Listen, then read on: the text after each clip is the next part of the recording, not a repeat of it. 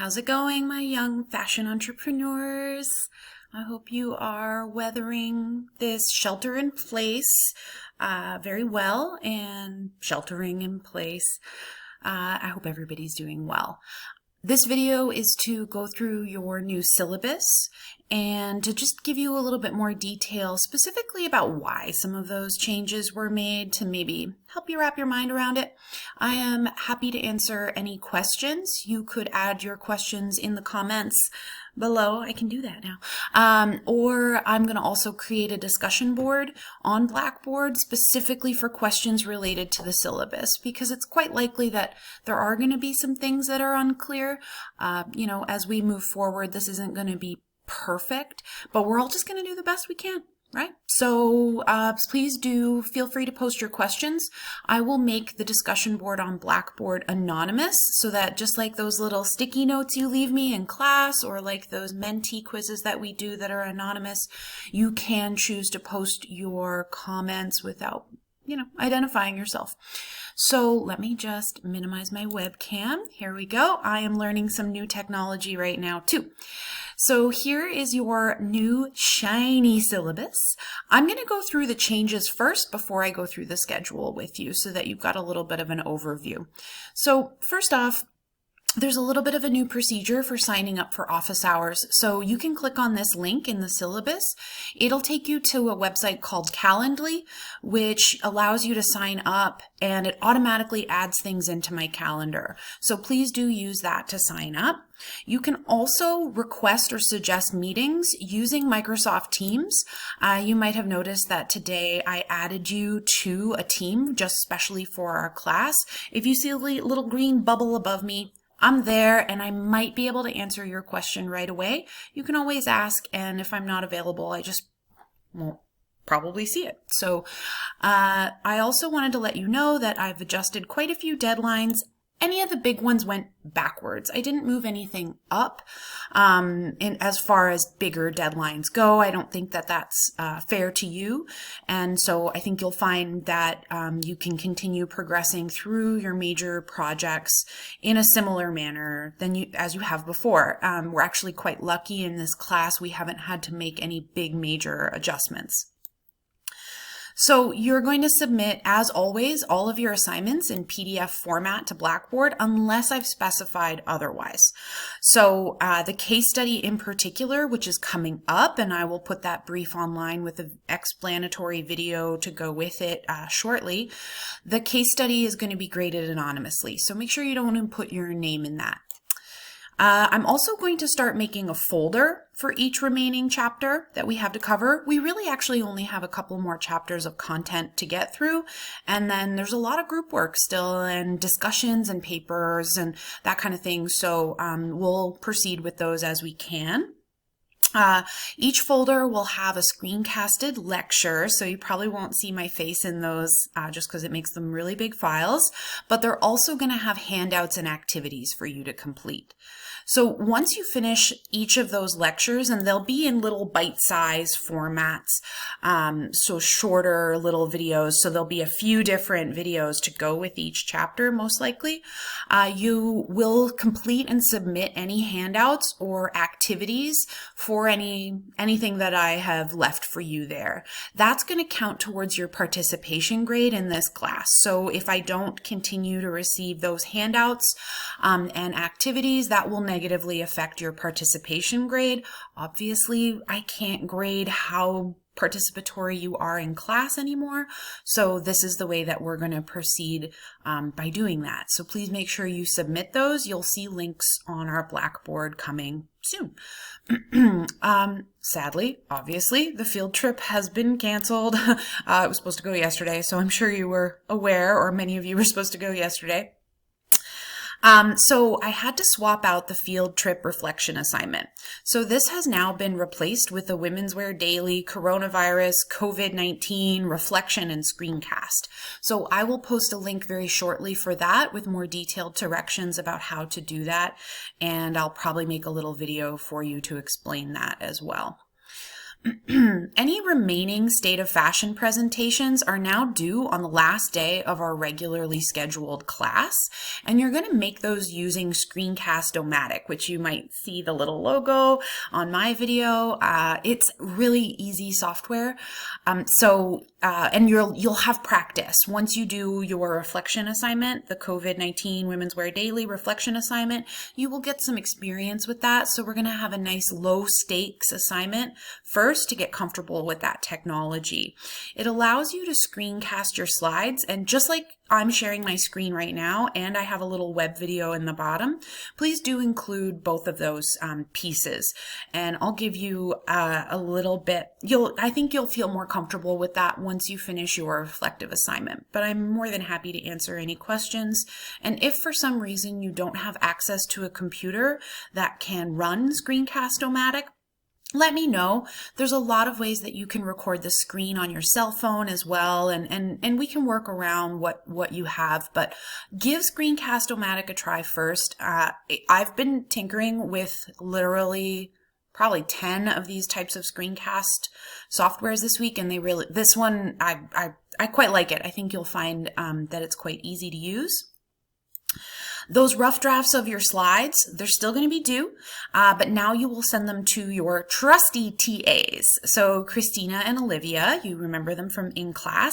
You only need to submit your slides. You don't have to submit any speaker notes for those, just the slides, and they will get back to you with feedback. So if they can give the feedback pretty easily using email, they're going to do that. And if you need to set up a meeting, they're going to do that as well, or send you video feedback, probably using Screencast-O-Matic as well. So there's a few different ways that we can work with you. We could also meet you on Microsoft Teams, which brings me to the next piece of this here. So Microsoft Teams, I added you all to a team today. Just special for our class. If you're in multiple classes, you'll see that you're in more than one team with me. You can use that video conferencing software to meet with your team online. I've been doing that with our faculty, and it's been actually really great. You can share screens and files and videos, and you can talk to people really easily or chat. You don't have to have your screen on if, you maybe didn't get out of your pajamas that day. And you can also do things like file sharing right there. So that's another way that I can meet with you as well. So there's a lot of different ways that we can meet, but I have found Teams to work really very, very well. You will find that on Blackboard under your Office 365 apps. You should definitely install the desktop version. I have found the web version to be horribly glitchy, and in many cases the video won't work. So I think that's my advice to you. You're going to submit any remaining group presentations electronically using an assignment link that I'll post to Blackboard. So you can use any video software, conferencing software that you like, as I've said a few times, but I think you're going to find Microsoft Teams works the best. And maybe one of you has a Screencast-O-Matic or one of you is doing Microsoft Teams.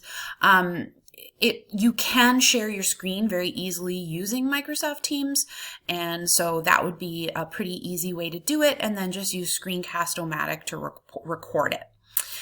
You'll see right here if you want a little preview of what your COVID-19 Women's Wear Daily assignment is going to be, but I will, as I said, post a different video with all of that information for you.